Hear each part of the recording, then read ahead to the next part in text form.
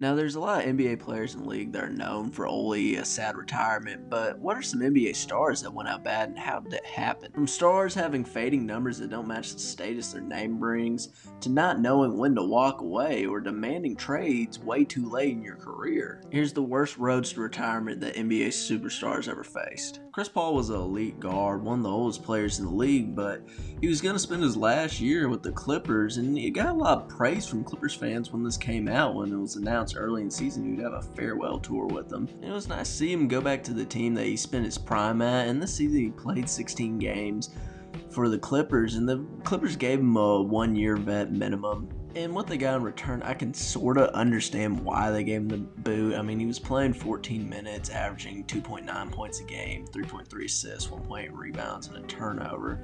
Doing this on 30% from the field and 33 from three. I mean, he was playing like Gabe Vincent. And the response to that was the Clippers let him go this morning at 2:40 a.m. while they're on the road in Atlanta. And, Chris Paul played more like a 3-and-D player, scoring 8 points in his last game against the Heat, which was a season high. And don't let this fool you. I mean, he survived off the three-point line this season, and he didn't do a good job at surviving from there either. And the Clippers didn't need a 3-and-D guy out of him. They needed a backup guard to help fill in for Chris Dunn and James Harden, to put less stress on them, and he just didn't serve that role at all.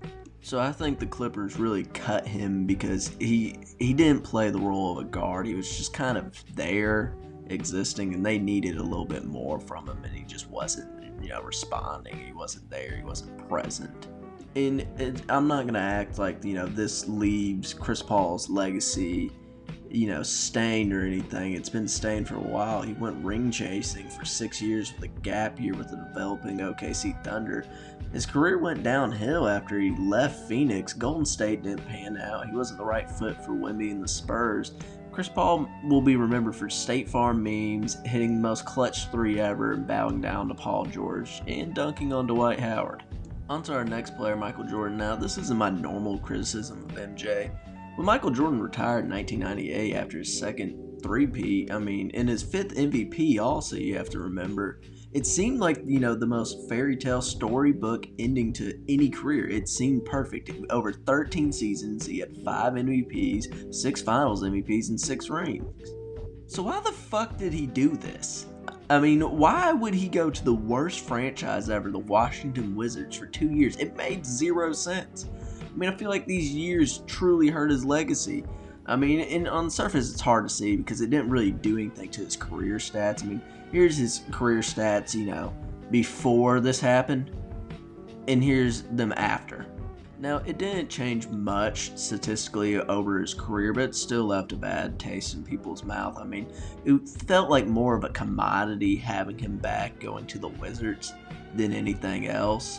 We had a fairy tale ending, twice. You gotta remember, he retired after both three-peats. And he decided to go join a 1963 team and then play GM and bring Kwame Brown in.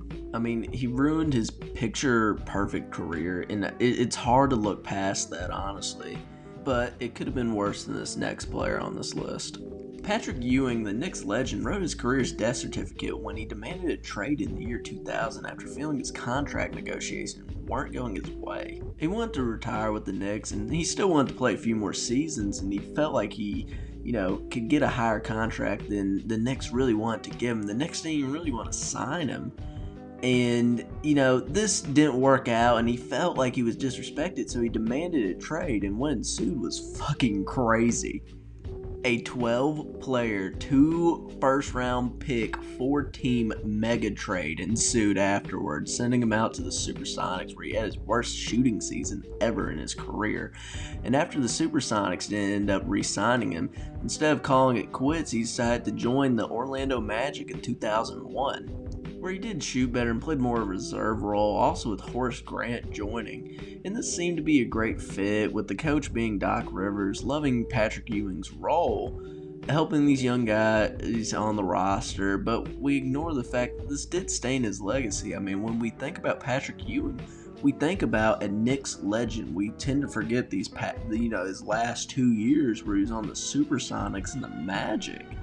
I mean, he had the option to retire as a Knick with still a pretty good, season. I mean, he averaged 15 points in his last season at the Knicks, but he got upset and really just threw his career on a downward spiral. And I mean, it's hard to it's hard to rationalize why he wouldn't just hang it up. I mean, I get it. You still have a love to play the game, but really, I mean, did anyone really need to see him struggle to get close to 10 points a game with the Supersonics and then hobble up the court for 14 minutes a game in Orlando? None of us needed to see this at all. I mean, he had a decent legacy with the Knicks, but why would you throw that in the trash to go play with two subpar teams at the time?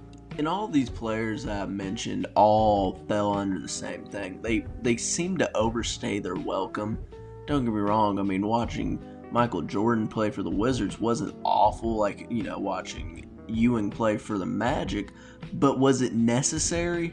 Fuck no, it was never necessary. Who really need to see that?